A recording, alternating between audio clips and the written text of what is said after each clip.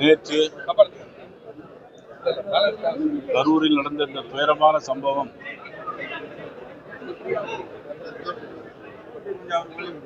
இந்தியாவையே உலுக்கி இருக்கிற மாபெரும் ஒரு துயரமான சம்பவம். குழந்தைகள் இறந்து போயிருக்கிறார்கள். கூட்ட நெரிசலில் இதுவரையிலும் 39 பேர் இறந்திருக்கிறார்கள். ஒருவருடைய உயிர் ஊசலாகி கொண்டிருக்கிறது. மிக ஒரு மோசமான ஒரு துயரமான ஒரு சம்பவம்.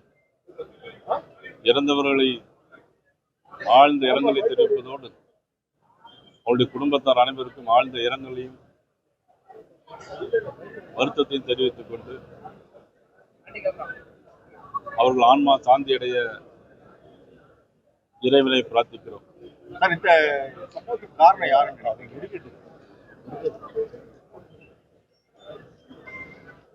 இந்த சம்பவத்தை பொறுத்த மட்டும் இன்றைக்கு சுப்ரீம் கோர்ட்டுடைய சிட்டிங் பெஞ்ச் உடனடியாக இதை விசாரணைக்கு எடுத்துக்கொள்ள வேண்டும். நேரடி விசாரணைக்கு எடுத்துக்கொண்டு இதுக்கு விசாரணை செய்ய வேண்டும் என்று தமிழக பாரதிய ஜனதா கட்சியினுடைய சார்பாக நான் கேட்டுக்கொள்கிறேன்.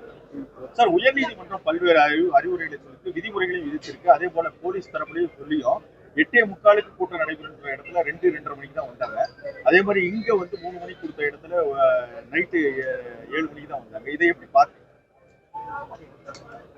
அதாவது இந்த சம்பவத்தை பொறுத்த மட்டும் உடனடியாக யாரையும் குறை சொல்வது என்பது தீர விசாரிக்க வேண்டும். அதனால் உச்சநீதிமன்றம் உடனடியாக இன்னைக்குள்ள சிட்டிங் பெஞ்ச் இதை உடனடியாக விசாரிக்க வேண்டும். தமிழக பாரதிய ஜனதா கட்சியின் சார்பாக நான் தெரிவித்துக் கொள்கிறேன். உயர்நீதிமன்றம் உடனடியாக இதை இன்றைக்கு இருக்கிற உயர்நீதிமன்றம் இதை விசாரணைக்கு எடுத்துக்கொள்ள வேண்டும். விசாரணை வேண்டும். காவல்துறையோட பாதுகாப்பு இன்றைக்குள்ள சிட்டிங் பெஞ்ச் உடனடியாக விசாரிச்சு உடன் நடவடிக்கை எடுக்கும். தமிழக அரசு ஒரு நபர் கமிஷன் போட்டிருக்காங்க. அருணா ஜெகதீஷ், இதை எப்படி பாக்குறீங்க? உடனடி நிவாரணம் வழங்கியிருக்காங்க. எங்களை பொறுத்த மட்டும் நான் இப்ப சொல்றதுதான், இந்த நீதிபதி இன்னைக்குள்ள சிட்டிங் பெஞ்ச் உடனடியாக விசாரணைக்கு எடுத்துக்கொள்ள வேண்டும்.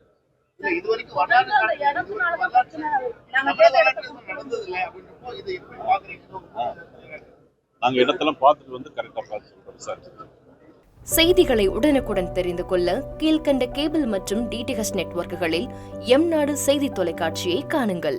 பாதகம் செய்பவரை கண்டால் நாம் பயம் கொள்ளலாகாது பாப்பா. மோதி மிதித்து விடு பாப்பா, அவர் முகத்தில் உமிழ்ந்து விடு பாப்பா. அண்மை செய்திகளை உடனுக்குடன் தெரிந்து கொள்ள இணைந்திருங்கள் எம்நாடு தொலைக்காட்சியுடன்.